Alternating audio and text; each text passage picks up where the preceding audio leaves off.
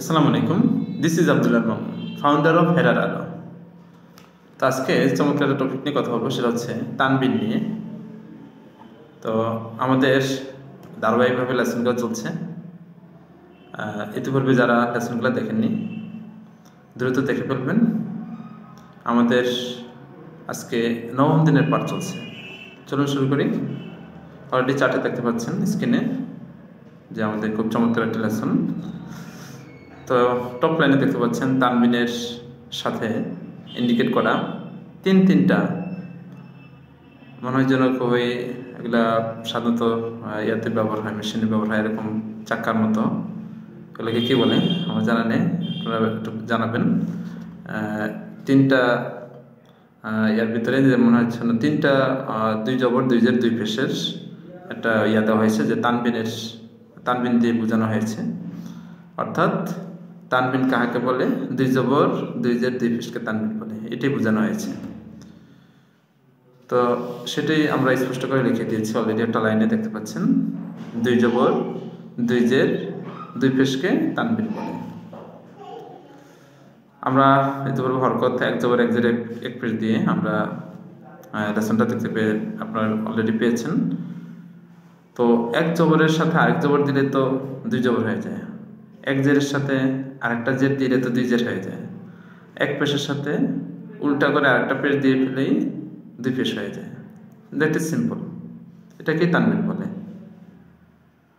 1 জবর 1 জের 1 পেশকে হরকত বলে, আর 2 জবর 2 জের 2 পেশকে তানবিন বলে। সিম্পল। তো পড়ার নিয়মটা কি একটু জেনে নিই। পড়ার নিয়ম হচ্ছে, সাপোজ আমি একটা হরফ দিয়ে একটু তেলাওয়াত করছি। এখানে দিয়েছি যেটা তা জবর তা, উপরে জবর দিলে তা জবর তা, আর নিচে 2 জের দিলে তা জের তি, আর উপরে 2 পেশ, 1 পেশ সোজাভাবে দেবেন আর 1 পেশ উল্টাভাবে দেবেন, 2 পেশ, তাহলে তা পেশ তু। তো কে বলছি আমরা? তা জবর তা জের তি, তা পেশ তু। ঠিক আছে?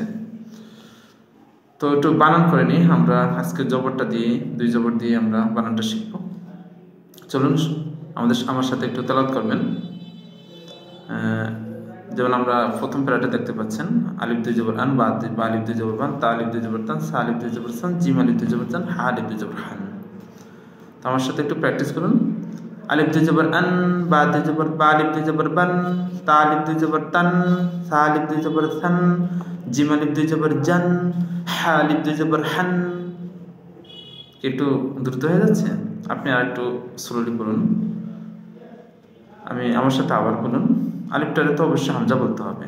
হামজা 2 জবর আন, বা আলিফ 2 জবর বান, তা আলিফ 2 জবর তান, সা আলিফ 2 জবর সান, জিম আলিফ 2 জবর জান, হা আলিফ 2 জবর হান। তো এভাবে করে আপনাকে প্র্যাকটিস করতে হবে। তারপরে দ্বিতীয় প্যারাতে দেখতে পাচ্ছেন, খ আলিফ 2 জবর খান, দাল আলিফ 2 জবর দান, জাল আলিফ 2 জবর জান, র আলিফ 2 জবর ওয়ান, ঝা আলিফ 2 জবর জান, সিন আলিফ 2 জবর সান। একটা নুন উচ্চারিত হয়, লক্ষ্য করেছেন?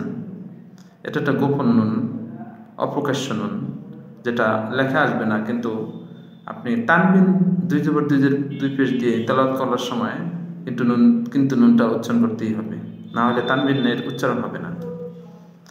তো এটা খেয়াল করতে হবে।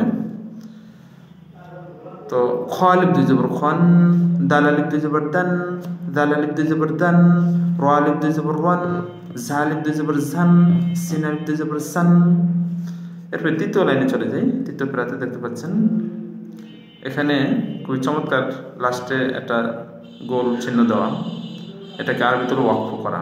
যেমন আমরা যখন তেলাওয়াত করি কোরআন তেলাওয়াতে দেখবেন লাস্টে দেওয়া এরকম একটা গোল চিহ্ন থাকে, সেখানে থামতে হয়। প্রতিটা তেলাওয়াতে বা প্রতিটা আয়াতে সেখানে ওয়াকফ করতে হয়। আরবিতে বলে ওয়াকফ করা, যেখানে যার অর্থ হচ্ছে, মিনিং হচ্ছে, সেখানে আপনাকে থামতে হবে। তো সেটাই বোঝানো হয়েছে যে আপনাকে এখানে থামতে হবে। শিন আলিফ 2 জবর শান, আগে এইভাবে আমরা সিম্পলি বলি, শিন আলিফ 2 জবর শান, সদ আলিফ 2 জবর সোয়ান, দোয়াদ আলিফ 2 জবর দোয়ান, তো আলিফ 2 জবর তোয়ান, জো আলিফ 2 জবর জোয়ান, আইন আলিফ 2 জবর আন। এটা সিম্পলি আমাদের তেলাওয়াত আগেরটার মতো সাদামাটা। কিন্তু এইভাবে ওয়াকফ এরকম চিহ্ন যখন দেখতে পাবো, তখন আপনাকে একটু সতর্কতার সাথে তেলাওয়াত করতে হবে। যখন আমরা থামবো তখন শা 1 জবর দিয়ে পড়তে হবে। শিন আলিফ 2 জবর শা, صاد ألف زبر صا ضاد ألف দুই জবর দ ত আলিফ দুই জবর ত জ আলিফ দুই জবর জ আইন আলিফ দুই জবর আ। এভাবে যেমন এখানে সতর্কতাতে ইন্ডিকেট করে দিয়েছি নিচে একদম সতর্কতা, দুই জবরের সাথে আলিফ ও ইয়া পড়া যায় না। দুই জবরের সাথে আলিফ এবং ইয়া পড়া যায় না, সেটা আমরা আগের যে আলিফ দিয়ে পড়েছিলাম সেখানে কিন্তু আলিফ আলি আমরা পড়ি নাই, খেয়াল করেছেন কিনা?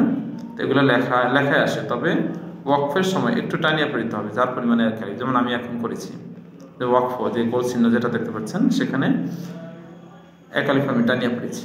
আমি আবার পড়ছি, শিন আলিফ জবর শিন আলিফ দুই জবর শা সাদ আলিফ দুই জবর স দাদ আলিফ দুই জবর দ ত আলিফ দুই জবর ত জ আলিফ দুই জবর জ আইন আলিফ দুই জবর আ। বুঝতে পেরেছেন? এখানে আপনাকে এক আলিফটা নিয়ে পড়তে হবে যখন এই ধরনের চিহ্ন দেখতে পাবেন। কোরআন তেলাওয়াত যখন শিখবেন, যখন করবেন, তখন যেটাকে বলা হয় ওয়াকফ করা, যেখানে আপনাকে থামতে হবে। সাধারণত এক আয়াতের শেষে সেটা আপনারা দেখতে পাবেন। ঠিক আছে, তারপরে চতুর্থ লাইনে চলে যাই। সেখানে দেখতে পাচ্ছেন গয়ন আলিফ দুই জবর ওয়ান, ফা আলিফ দুই জবর ফান, কফ আলিফ দুই জবর ফান, কাফ আলিফ দুই জবর কান, লাম আলিফ দুই জবর লান, মিম আলিফ দুই জবর মান। খুব চালু করে ফেলেছি, তাই তো? সমস্যা নেই, আপনি আমার সাথে একটু সুন্দর করে ধীরস্থিরভাবে একটু প্র্যাকটিস করুন। গয়ন আলিফ দুই জবর ওয়ান, ফা আলিফ দুই জবর ফান, কফ আলিফ দুই জবর ওয়ান। এগুলোতে কিন্তু তার টান হবে না, শুধু ওয়াকফের জায়গায় টান হবে।